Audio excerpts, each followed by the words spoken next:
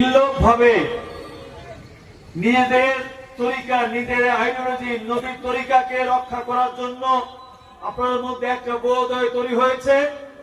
আগামী দিনে তারেক রহমানের নেতৃত্বে এই এলাকায় যদি ফরাউসের আজাদ এখানে সংসদ নির্বাচিত হয়, তাহলে আপনারা আপনাদের তরিকা, পীর, মাজার সবকিছু সমন্বয় রাখতে পারবেন।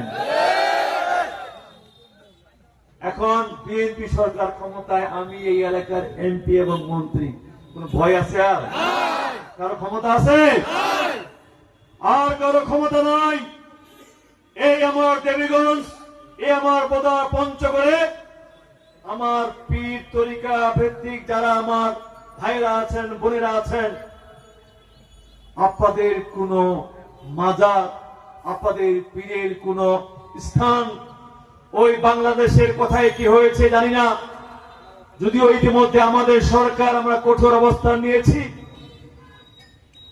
আজকে আপনি আপনাদের দলের প্রতিষ্ঠাতা আমার নবীকে নিয়ে বিতর্কিত মন্তব্য করেছেন।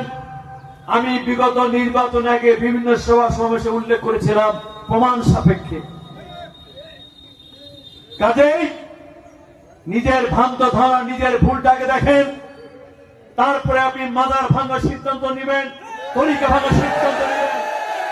আজকে তাই বলতে চাই, একজন জাতীয়তাবাদের সৈনিক হিসাবে আপনারা যদি এইরকম কোন ক্ষীণ ষড়যন্ত্রে লিপ্ত হয়ে থাকেন, আমরা কিন্তু ঘরে বসে থাকবো না।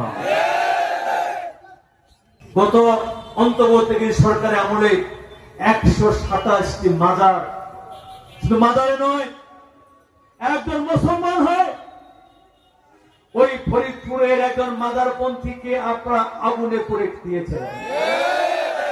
কোন ইসলাম? এটা কোন ইসলাম?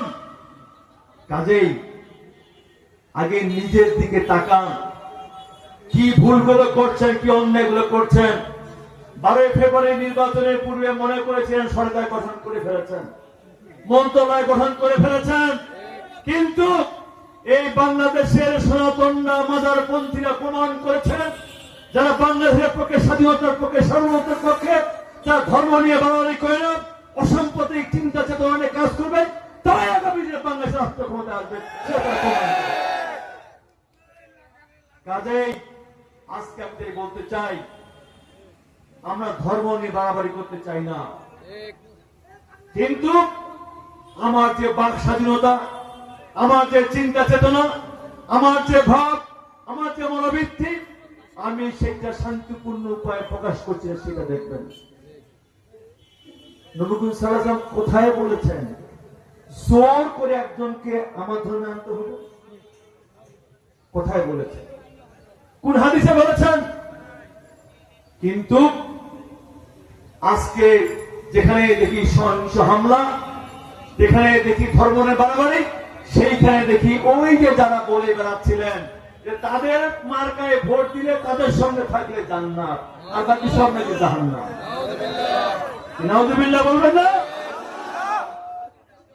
আজকে বলতে চাই, কয়জনকে জান্নাতে নিয়ে যেতে পারেছেন?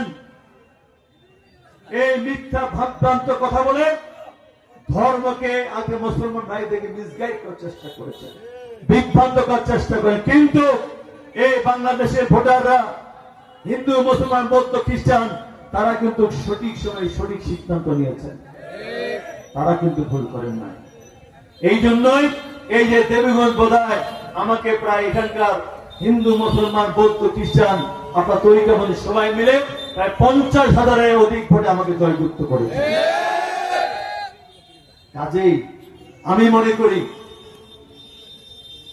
যা বলবেন সত্য বলেন, কোরআন হাদিসে যা উল্লেখ আছে সেটা বলেন।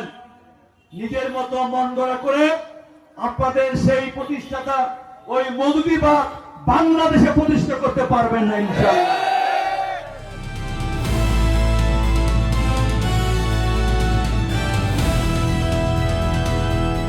দিনাজপুর টিভি, মানুষের জীবনের কথা বলে।